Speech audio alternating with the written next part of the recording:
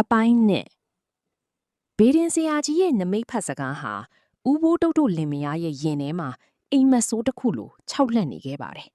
။ဆယ်ကျော်သက်အရွယ်ကိုရောက်လာတဲ့အခါမှာတော့အမွှာညီမနှစ်ယောက်ရဲ့ကံကြမ္မာဟာတိတိတာတာကိုလမ်းခွဲလာပါတော့တယ်။ပန်းဤဖြူဟာအသက်16နှစ်အရွယ်မှာရွာကိုရောက်လာတဲ့မြို့ကတထီးကြော်တဦးရဲ့မျက်စိကျခြင်းကိုခံခဲ့ရပါတယ်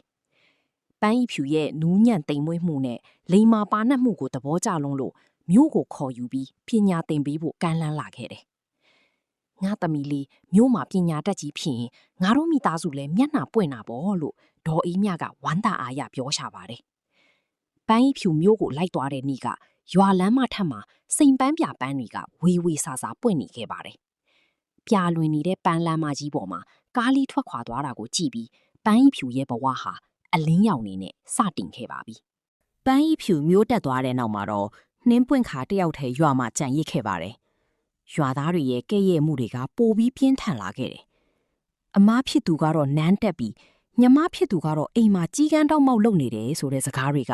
နှင်းပွင့်ခါရဲ့နားထဲမှာအမြဲကြားနေရတယ်။နှင်းပွင့်ခါဟာစိတ်တက်တွေကြမ်းတမ်းလာပြီးလူတွေနဲ့ဝေးရတောနက်ထဲကိုသာပို့ပြီးတိုးဝင်လာခဲ့ပါတယ်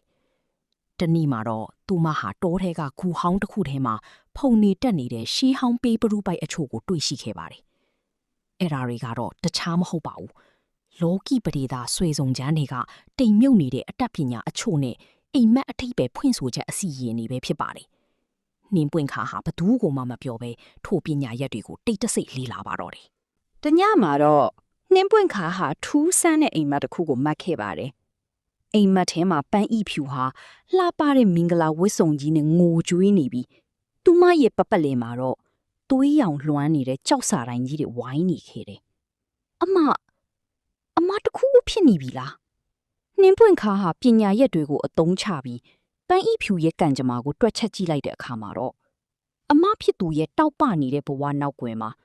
ကြောက်မက်ဖွယ်ကောင်းတဲ့အန်ဒီရဲ့တစ်ခုကအရိုက်လိုလိုက်နေတာကိုတွေးလိုက်ရပါတော့တယ်။မြို့မှာရှိနေတဲ့ပန်းဤဖြူစီကနေရုတ်တရက်စာတစ်စောင်ရောက်လာပါတယ်။အကြောင်းအရာကတော့သူမမြို့ကလုပ်ငန်းရှင်တထေးသားတစ်ယောက်နဲ့မင်္ဂလာဆောင်တော့မယ့်အကြောင်းပါဒါပေမဲ့နှင်းပွင့်ခါအတွက်တော့ဒါဟာဝမ်းသာစရာမဟုတ်ခဲ့ပါဘူးသူမတွက်ချက်ထားတဲ့ဇာတာအရာဒီမင်္ဂလာပွဲဟာအသက်ဘီးနဲ့ရှင်နေတဲ့ပွဲဖြစ်နေလို့ပါပဲ